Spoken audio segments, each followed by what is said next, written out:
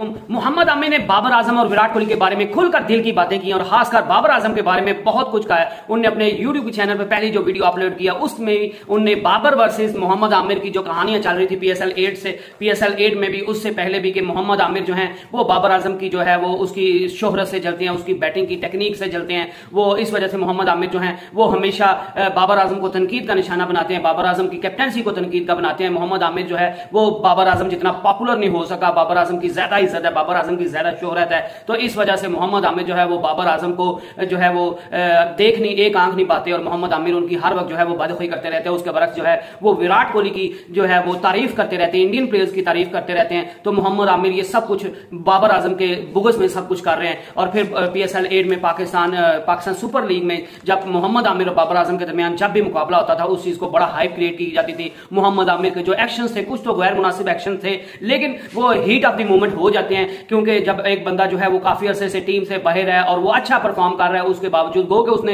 Retirement ली हुई है, लेकिन वो टीम में वापस इस वजह से नहीं आ रहा क्योंकि टीम वाले उसको लिफ्ट नहीं करा रहे, तो जो है वो डिप्रेशन होता है। और मोहम्मद आमिर को मैंने हमेशा से देखा है, आपने 2017 की चैंपियन ट्रॉफी देखी होगी, वो विराट कोहली को जिस तरह उसने आउट करके जिस तरह का जश्न मनाया था, तो इस तरह तो विराट कोहली भी कह सकता है कि मोहम्मद आमिर ने मेरी तौहीन कर दिया। तो उस वक्त मोहम्मद आमिर जो है वो कोई खलाई मखलूक की तरफ से नहीं था घेरा, वो पाकिस्तान की तरफ से घेरा था। और जितना वो इंडियन प्लेयर्स को फाइनल में उनको आउट करके खुशी मना रहा था, वो कोई और फास्ट बॉलर ने उस तरह की खुशी नहीं मनाई। तो हर बंदे की अपनी नेचर होती है, हर बंदे का एंजॉय करने का अपना तरीका होता है, और हर बंदे का जो है वो विकेट लेने के बाद जश्न मनाने का अपना अंदाज होता है। तो आप उसको चीज को क्रिटिसाइज नहीं कर सकते। और मोहम्मद आमिर ने जो है वो वर्ल्ड कप 2022 जो T20 का ऑस्ट्रेलिया में हुआ है उसमें बाबर आजम को उनकी कप्तानी पे मुख्तलिफ चीजों को जो था वो तनकीद का निशाना बनाया था। और उनका कहना था कि बाबर आजम शायद ये गलतियां ना करते तो फिर पाकिस्तान शायद वर्ल्ड कप जीत जाता। और वो गलतियां हम सब, मेरे समेत आप भी जो यूट्यूब के चैनल पे टीवी वाले हैं, सारे क्रिकेट को जो थोड़ा बहुत जानते हैं, वो सारे बाबर आजम की कप्तानी पर बात कर रहे थे कि बाबर आजम ने कप्तानी में ये गलतियां की हैं, बाबर आजम की कप्तानी में ये लैक्स हैं। तो मोहम्मद आमिर की बात को सिर्फ हाईलाइट कर दिया जाता था, क्योंकि जो लोग मोहम्मद आमिर और बाबर आजम के दरमियान फूट डलवाना चाहते थे उनका मकसद ये है कि मोहम्मद आमिर और बाबर आजम के दरमियान कोई अच्छी जो है वो गुफ्तगू ना हो, ये आपस में इकट्ठे ना बैठे और कहीं पाकिस्तान का भला ना हो जाए, मोहम्मद आमिर और बाबर आजम एक ही टीम की तरफ से ना खेले जिससे दूसरी टीम का नुकसान हो जाए। और मोहम्मद आमिर ने फिर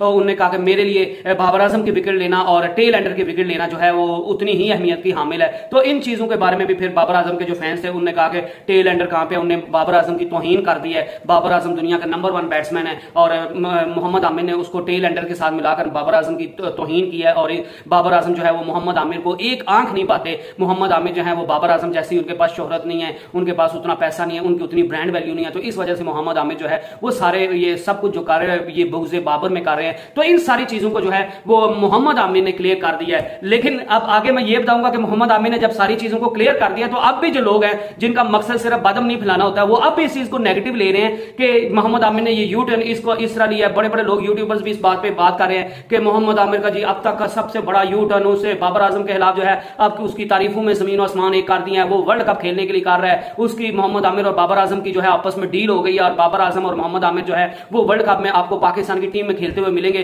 तो इस तरह की सारी फजूल चीजें सिर्फ और सिर्फ कुछ व्यूज की खातिर या कुछ अपना जो बदअमनी फैलाने की खातिर के जो मसलन जिन चीजों का मकसद नहीं, कोई जो बात अभी कोई हुई नहीं है और लोग पहले जो है इसको मोहम्मद आमिर का बहुत बड़ा यू टर्न कह रहे हैं और कह रहे हैं कि जो मोहम्मद आमिर ने सब कुछ ये टीम में वापस आने के लिए किया है। और मोहम्मद आमिर जो है वो बाबर आजम की चापलूसी करने लगे हैं, क्योंकि मोहम्मद आमिर को पता है कि बाबर आजम जो है वो पाकिस्तानी टीम के कैप्टन है, तो उनके साथ दुश्मनी रख के मुझे टीम में नहीं आने दिया जाएगा। तो इस वजह से उन्हें टीम में वापस आने के लिए ये अब तक का सबसे बड़ा यू टर्न लिया है। तो मेरे ख्याल से प्लीज मेरी उन सब लोगों से यही गुजारिश है कि प्लीज आप चीजों को हकीकत से देखा करें, हकीकत के नजरिए से देखा करें, और ये जो है ना सुनी सुनाई बातें ये आगे फैलाने वाला काम ना किया करें।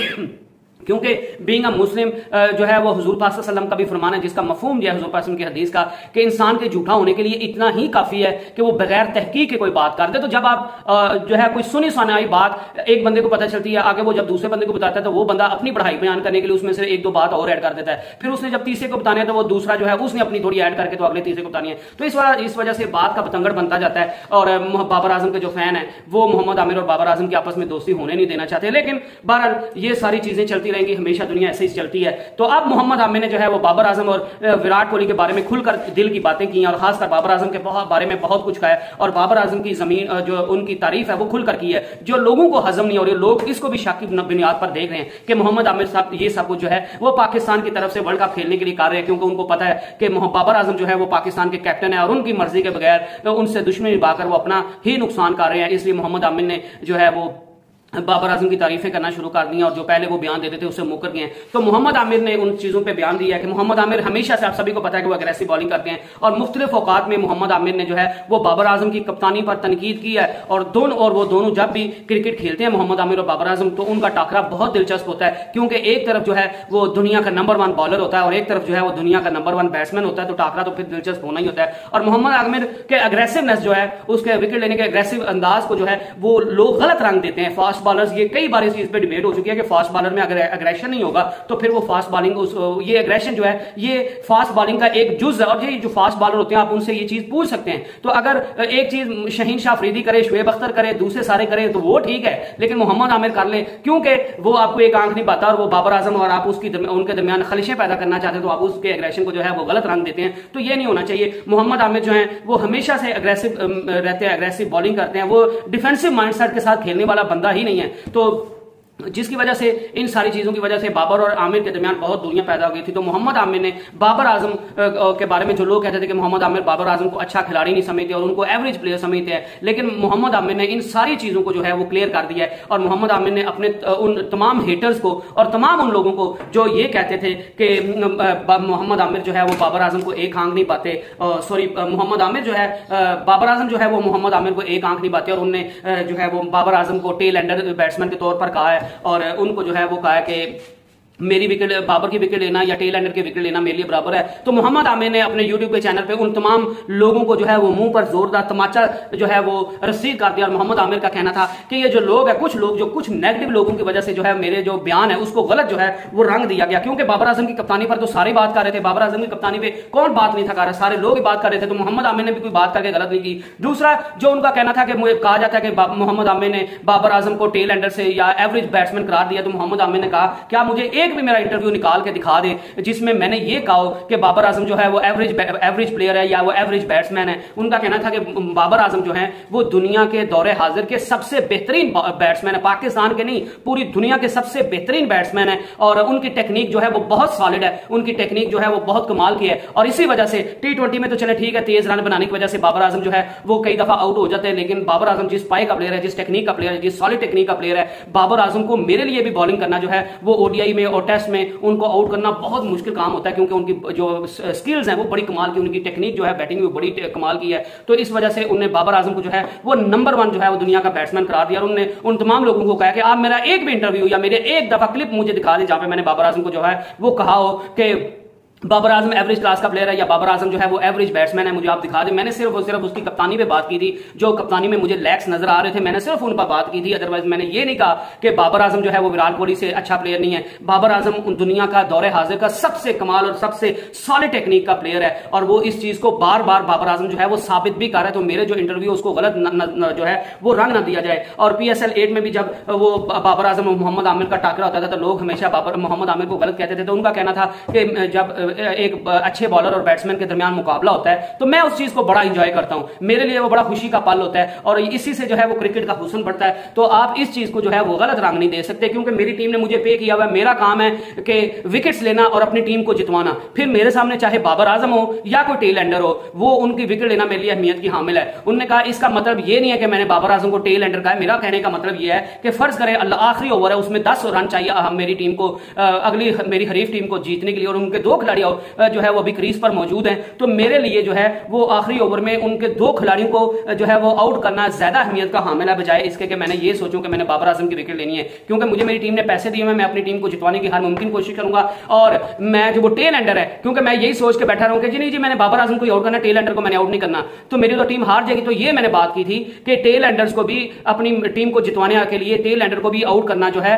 वो उतना ही अहमियत का हामिल है जितना बाबर आजम की विकेट लेना जो है वो अहमियत की हामिल है। और अगर एंड पे जो है वो बाबर आजम आखिरी ओवर में खेल रहा है, तो फिर उसकी विकेट लेना भी अहमियत का हामिल है। तो उनका कहना था कि लोग जो है वो जिनकी नजर जो है वो तंग नजरी का शिकार है, जिनकी नजर जो है वो हमेशा गलत चीजों को ढूंढती रहती है, जिनका दिलो दिमाग जो है वो हमेशा नेगेटिव चीजों को सोचता रहता है, उनको ऐसी चीजें नहीं सोचना चाहिए। मेरा मतलब और मेरा मकसद सिर्फ ये था कि मेरा काम है बॉलिंग करना, मेरे सामने चाहे बाबर आजम खेल रहा हो, मेरे सामने चाहे टेल एंडर खेल रहा हो, मैंने उनको आउट करना है ताकि मेरी टीम जीत सके। अदरवाइज मैंने बाबर आजम को टेल एंडर्स के साथ जो है वो